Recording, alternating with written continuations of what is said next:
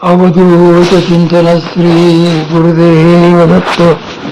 माझ्या सर्व साधू बंधूंनो, आपण पुणे येथील वामनराज प्रकाश यांची पुस्तकं वाचत आहोत. हे पुस्तक परमपूज्य श्रीदादा कवळे महाराज, परमपूज्य सौ शकुंतलाताई आपटे महाराज आणि परमपूज्य मामा महाराज यांनी लिहिले आहे. त्यापैकी आपण आज परमपूज्य दादा लिखित जो संती बसवेला ठावो हे पुस्तक वाचनास घेतले आहे. आता यात अनुकूल आणि मानवणारे स्थान कोणचे? काल आपण मठ किंवा शिवालयाची निवड पाहिली. आज अनुकूल आणि मानवणारे स्थान. आता पहा, काहींना साधनेसाठी पहाटच्या वेळेला घरातच निगूढ मठ मिळतो. घरातील इतर मंडळींना ते गाढ झोपले असल्याने कोणी साधनेला बसले आहे याचा पत्ताही लागत नसतो.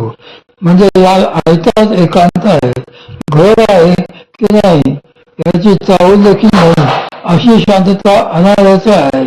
असे वातावरण लाभून काही जणांना साधनेला बसता येते. काही घरांमध्ये मात्र त्यांना निगूढ मठ मिळू शकत नाही. घरात जर वयोवृद्ध माणसे असतील तर त्यांना फारशी झोप लागत नाही. ती नेमकी पहाटेच उठून बसतात. अशा वेळेस तेथे निगूढ मठ साधू शकत नाही. मग अशा घरातल्या साधकांनी काय करावे? तर निदान शिवालय तर तिथे मिळते आहे का ते पाहावे.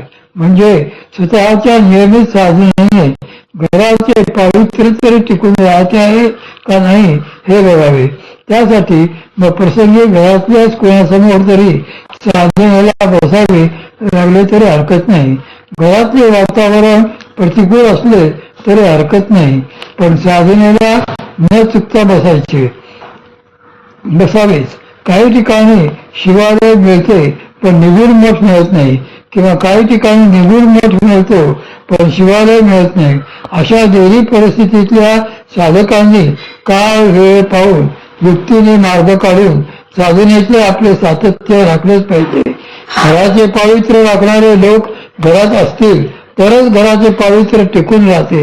नाहीतर अशीही कित्येक घरे दिसतात की जेथे राहणारे लोक त्यांच्या सवयीप्रमाणे रात्री खातात पितात आणि गाढ झोपून जातात.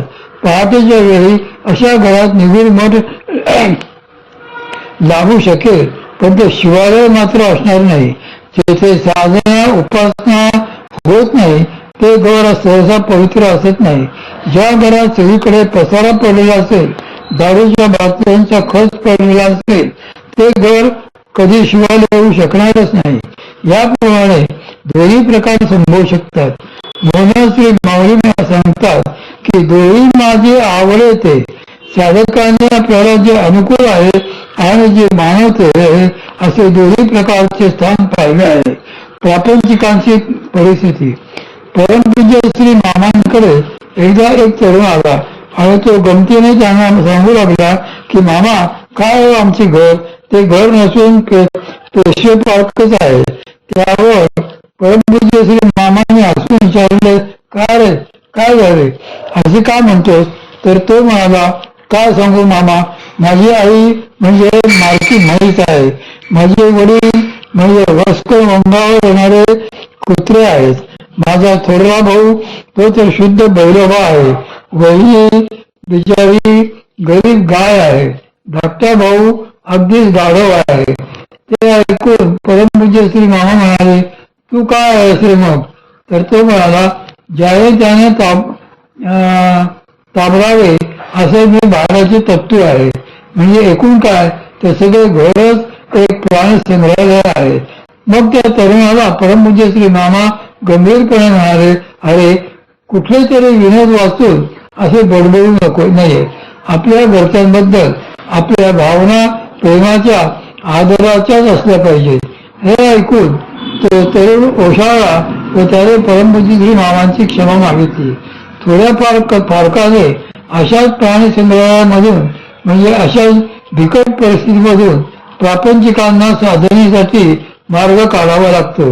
म्हणून श्री माऊली येथे सांगतात की दोही माझी आवडे येते, जे मानवले होय चित्ते बहुत कवी एकांते बैसे जिगा.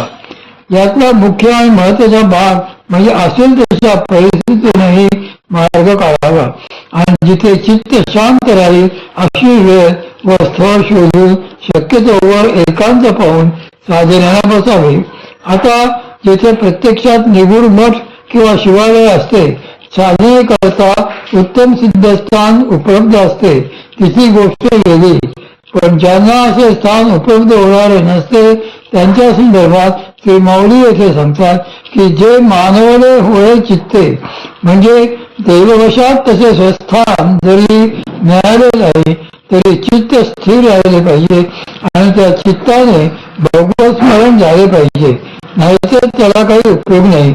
मन व चित्त यातील फरक, जे मानवले होय चित्ते या ओळीचरणात श्री माऊली मन असे न म्हणता चित्त असे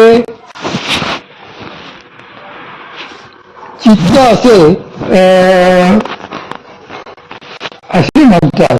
वेदांत परिभाषेत मन आणि चित्त या संज्ञा बरेचदा एकाच अर्थाने येतात, पण नाथ संप्रदायाच्या दृष्टीने मात्र या दोन्हीमध्ये सूक्ष्म फरक आहे.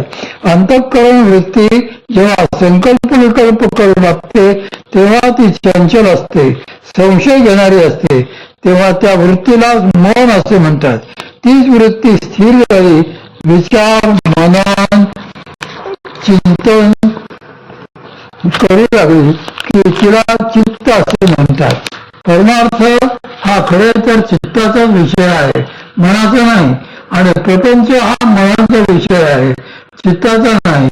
सद्गुरू श्री गोरक्षनाथ महाराजांनी सिद्ध सिद्धांत पद्धतीमध्ये प्रथम उपदेशात अंतःकरण पंचक व त्याचे गुण सांगताना मनाचे 5 गुण असे सांगितले आहे की संकल्प विकल्प मूर्छा जडता मनोनिमित्ती पंचगुणम मना.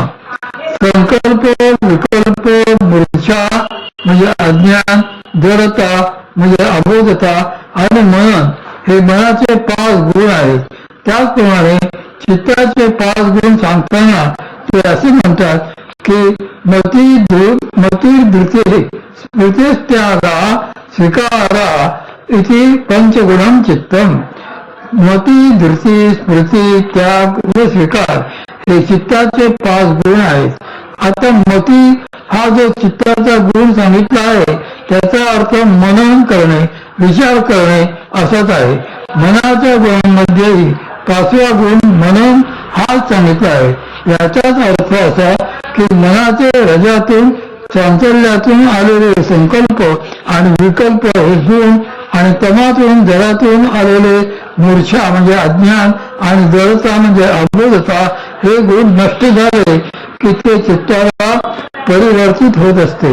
हे नीट समजून घेणे गरजेचे आहे. म्हणूनच परमपूज्य श्री मामा सांगत की आपले मन स्थिर झाले असता त्याचे चित्त होते. जसे पाणी गोठले की त्याचे बर्फ होते, ते काही हालत नाही, एकाच जागेवर राहते. तसे मनाचे चित्त होते, चित्त काही इकडे तिकडे धावत नाही. मात्र आपण तर बर्फच डोक्यावर घेऊन बसलो तर त्याचा काही उपयोग होणार नाही. त्याचप्रमाणे चित्त जर प्रपंचात लावले म्हणजे चित्ताने जर प्रापंचिक विषयांचे चिंतन सुरू केले तर त्याचा काहीच उपयोग नाही. म्हणूनच श्री माऊली असे सांगतात की जे मानवले होय चित्ते. परमार्थ कसा घडतो तर मानवले याचाच एक अर्थ मानले असाही होतो. चित्ताने देखील जे म्हणजे श्री भगवंत मानले पाहिजेत त्याने प्रपंच प्रमाण मानला कसा नाही कामा नये. असे भगवंत मानणारे चित्त जेव्हा उपलब्ध होईल तेव्हा साधनेला बसावे असे श्री माऊली म्हणतात. सद्गुरू श्री माऊलींनी हरिपाठामध्ये त्यामुळेच असे सांगितले आहे की त्रिवेणी संगमी नाना तीर्थे भ्रमी चित्त नाही नामी तरी ते व्यर्थ. त्रिवेणी संगमादी नाना तीर्थांना फिरलात तरी जोवर भगवन नामाची गोडी चित्ताला लागत नाही तोवर सगळे व्यर्थच होय. आता आपल्या शरीरामध्येही त्रिवेणी संगम आहे. तो भ्रुकुटीमध्ये असतो, खरे तर हे त्रिवेणी संगम देखील शरीरात दोन ठिकाणी असतात.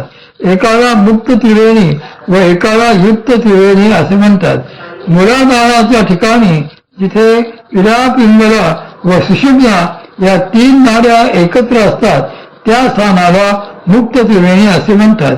इडा भागीरथी गंगा पिंगला यमुना नदी तयोर्मध्यगता नाडी सुषुम्नाख्या सरस्वती त्रिवेणी संगमो यत्र तीर्थराज स उच्यते तत्र स्नानं प्रकुर्वीत सर्व पापै प्रमुच्यते.